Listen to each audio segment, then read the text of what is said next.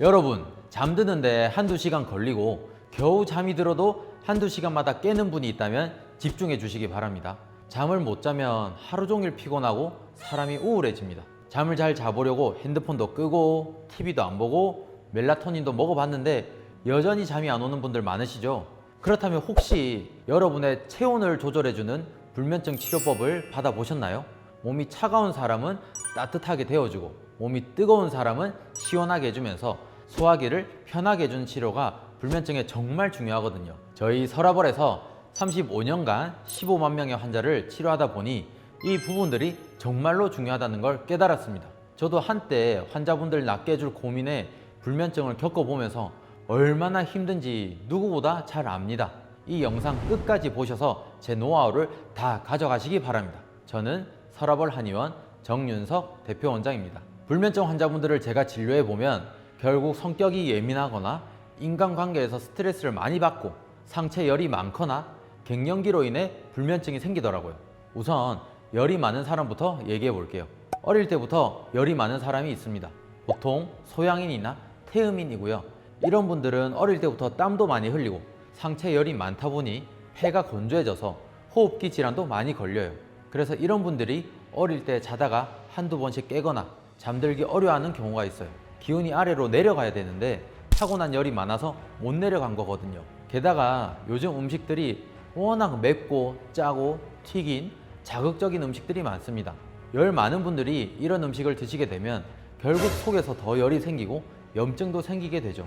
이럴 땐 이런 분들에게 체질에 맞는 소화기에 도움이 되고 열을 내려주는 약재를 넣어주면 훨씬 잠들기도 수월해지고 숙면을 취할 확률이 높습니다. 하지만 보통 우리가 잠이 안 오면 병원에 가서 상담을 받거나 수면다운 검사라는 걸 합니다. 이 검사를 통해 내 수면의 질이 어떤지 파악할 수 있고 원인을 알아서 치료에 도움이 되는 분들도 분명히 있습니다. 문제는 이런 검사를 해도 크게 도움이 안 되는 분들이 있다는 거죠. 여기에 해당하는 분들은 일반적으로 상체열이 많거나 오히려 몸이 너무 차가워서 또는 소화기가 너무 불편해서 잠을 못 자는 분들입니다. 그래서 이럴 땐 환자분들의 개개인의 몸 상태를 체크해서 그 환자분에 맞게 시원한 약재나 따뜻한 약재로 그 사람의 균형을 맞춰주는 게 정말 중요합니다. 그동안 멜라토닌, 안정제, 수면제를 먹어서 불면증이 치료가 잘 안 됐던 분들은 이 관점으로 치료할 필요가 있습니다. 제가 피부 질환 환자분들을 보다 보면 기본적으로 불면증을 가진 분들이 많은데요. 원래부터 불면증이 있었고 어느 순간 피부 가려움증도 같이 생겼다고 하십니다. 이런 분들께 피부를 고치는 한약을 쓰면 환자분들이 오히려 숙면을 취하게 되었다고 좋아하시는 경우가 제법 많아요. 피부 질환을 고치기 위해선 그 환자분들의 이 온도를 조절해서 자율신경이 정상적으로 작동하도록 도와줘야 하거든요. 그렇게 되니까 자연스럽게 불면증도 좋아질 수 있게 된 거죠. 이런 분들도 특징이 다른 병이 생기기 전에 처음에 불면증부터 먼저 생겼다는 겁니다. 불면증은 이처럼 내 면역력, 자율신경을 고장내어서 다른 질병이 더 생기게 만드는 정말 위험한 병입니다. 유튜브에서 불면증을 검색해보면 수면에 도움이 되는 호흡법 같은 것도 많이 나옵니다. 그것 또한 도움이 된다고 봅니다. 제가 불면증 환자분들 복부를 눌러보면 굉장히 긴장도가 심한 편입니다. 이때 호흡법은 복부의 긴장을 풀어주고 머리 위에 있던 기운을 아래로 내려줍니다. 그런데 막상 그런 호흡법들을 따라해보면 예민한 분들은 그거 한다고 더 신경을 쓰고 뭔가 잠을 자는데 집중이 안 된다는 분들이 있습니다. 저는 그런 불면증 환자분들께 굳이 호흡법에 대해서는 얘기를 많이 하지는 않는 편입니다. 환자분들의 온도, 체질에 맞는 약재가 들어가면 자연스럽게 복부의 긴장감이 풀리기 때문이죠. 제게 한약을 드셔보신 분들은 무슨 말인지 이해가 가실 겁니다. 한약을 먹으면서 상체 열이 좀 식고 소화가 잘 되게 되면 자연스럽게 배를 눌러보아도 아프지 않게 되거든요. 저는 환자분들을 소음인, 소양인, 태음인, 태양인 4가지 체질로 나눠서 환자분들을 진료하고 있습니다. 일반적으로는 태양인 외에 3가지 체질이 많은 편이고요. 소음인 분들은 기력이 약해지고 몸이 차갑고 소화가 안 될 때 불면증이 옵니다. 우리가 간혹 수면 유도제나 수면제를 먹었을 때 완전히 가라앉는 사람들이 있습니다. 보통 소음인이 좀 많은 편입니다. 안 그래도 기력이 없는 편인데 너무 강한 약이 들어가니 환자분께는 너무 부담이 가는 거죠. 그래서 소음인 분들은 신경과 약도 잘 먹지 않는 걸 추천드리고요. 한약을 쓸 때도 인삼처럼 위장과 기운을 봐주는 약재들을 잔뜩 넣어야 하고요. 환자분들께서 집에로 차로 드실 때는 생강차, 대추차가 불면증에 도움이 많이 됩니다. 소양인 분들은 기본적으로 상체에 열이 있어서 또는 화병 때문에 기운이 위로 떠서 잠을 못 자는 경우가 제법 있습니다. 이때는 심장열을 풀어주는 약재들을 넣어주면 환자분들이 원장님 낮부터 잠이 와요 이렇게 하는 분들이 있어요. 수면제가 전혀 안 들어갔는데 말이죠. 그리고 소양인은 위장이 튼튼하고 신장이 약한 편이라서 자다가 소변 때문에 일어나는 분들이 제법 많습니다. 그런 분들께는 신장이 튼튼해지는 약재들을 넣어주면 자다가 소변 보러 가는 횟수도 줄어서 불면증에 도움이 됩니다. 보통 소양인 분들께는 치자나 박하차 같은 것들이 도움이 됩니다. 태음인 분들은 기본적으로 간이 튼튼하고 폐가 좀 약합니다. 그래서 몸에 열이 많고 스트레스가 많은 사람이라면 치기 도움이 될 수가 있고요. 그 외에는 기본적으로 불면증이 있으면서 입마름이 좀 있다면 맹문동이 정말 좋은 약재입니다. 그리고 산조인차도 태음인 불면증에는 도움이 많이 되는데요. 요즘 산조인이 진짜 너무너무 비쌉니다. 그래서 혹시나 인터넷에 산조인 차를 검색을 했는데 너무 저렴하다면 그런 건 가짜일 수 있으니까 조심하시고요. 이렇게 체질마다 환자분께 도움이 되는 약재들은 다 다릅니다. 그래서 저는 불면증 환자분들이 오시면 이렇게 체질을 먼저 파악한 후에 어떠한 이유로 불면증이 오셨는지를 체크합니다. 그리고 나선 불면증뿐만 아니라 그 환자분들이 가지고 있는 불편함, 그런 것들을 다 같이 해소해 주려고 노력을 합니다.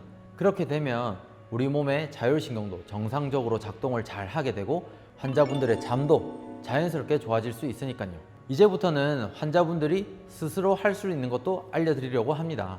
멜라토닌, 가벼운 수면 위생, 그리고 수면에 도움이 되는 지압 혈자리도 알려드릴게요. 불면증이 있는 분들은 대부분 멜라토닌을 먹고 있죠. 여기에 대해서 설명을 해보겠습니다. 멜라토닌이 밤 10시에서 새벽 2시까지 주로 분비가 됩니다.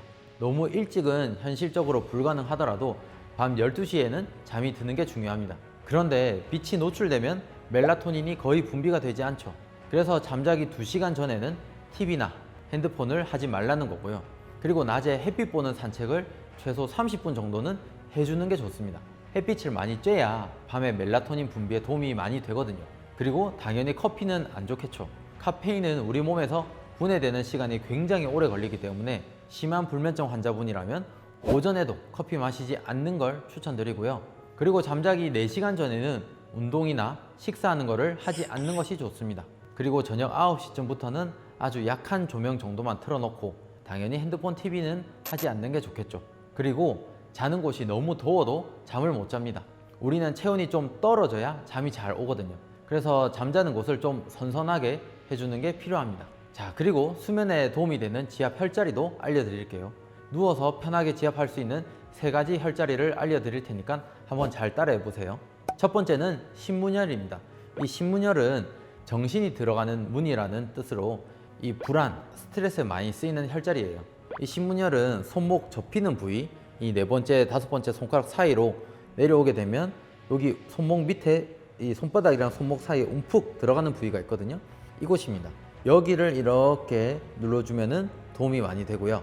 그리고 소부혈은 이 4번째 손가락과 5번째 손가락 사이, 여기 가운데 마디를 쭉 내려오다 보면 여기 눈금이 보이죠? 요 눈금 살짝 밑에 움푹 들어간 곳이 있습니다. 여기를 눌러주면 보통 화병이 많으신 분들은 많이 아플 거예요. 그래서 스트레스 화병이 많을 때 여기를 자극을 주면은 화가 서서히 풀리면서 머리에 열도 좀 식기 때문에 잠자는 데 도움이 됩니다. 그리고 완골혈은 이 귀 뒤에 위치하는데요. 이 귀 뒤에 유양돌기라고 뼈가 있습니다. 이 유양돌기 뼈 밑에 살짝 눌러보면 움푹 들어간 부분이 있는데요. 여기가 완골혈이라는 혈자리입니다. 이 혈자리 또한 열을 내려주고 신경을 안정시켜주는 효과가 있어요. 그리고 귀 바로 뒤에 여기 움푹 들어간 곳이 예풍혈이라는 곳인데요. 그래서 여기 예풍혈이랑 완골혈 요 주변을 전부 다 마사지를 해주면은 되게 도움이 많이 됩니다. 그래서 자려고 누웠는데 막상 누워도 잡생각만 들고 잠이 안 올 때 이런 혈자리들을 눌러봐 주시고요. 수면제는 단기적으로는 도움이 될 수 있지만 장기적으로는 문제가 많아요. 한의학은 체질에 맞춰서 몸과 마음의 균형을 잡아줍니다. 저희 서라벌 한의원은 35년 전통 15만 명의 데이터로 맞춤 치료를 제공하고 있습니다. 꼼꼼한 상담으로 체질을 정확히 파악하고 진료를 해드리고 있습니다. 혹시나 불면증 때문에 고생을 하셨다면 제가 도와드리겠습니다. 불면증 때문에 힘드셨던 분들 이제 희망이 좀 보이시길 바랍니다. 제가 직접 진심으로 답변해 드릴게요. 여러분의 숙면을 응원하며 오늘 밤 푹 주무시고 활기찬 아침이 다가올 수 있도록 제가 힘껏 도와드리겠습니다. 혹시 내 체질이 뭘까 궁금하시다면 저희 쪽으로 문의 주세요. 오늘도 영상 끝까지 시청해 주셔서 감사드리며 좋아요와 구독하기, 알림 설정 부탁드립니다. 지금까지 서라벌 한의원 정윤석이었습니다. 감사합니다.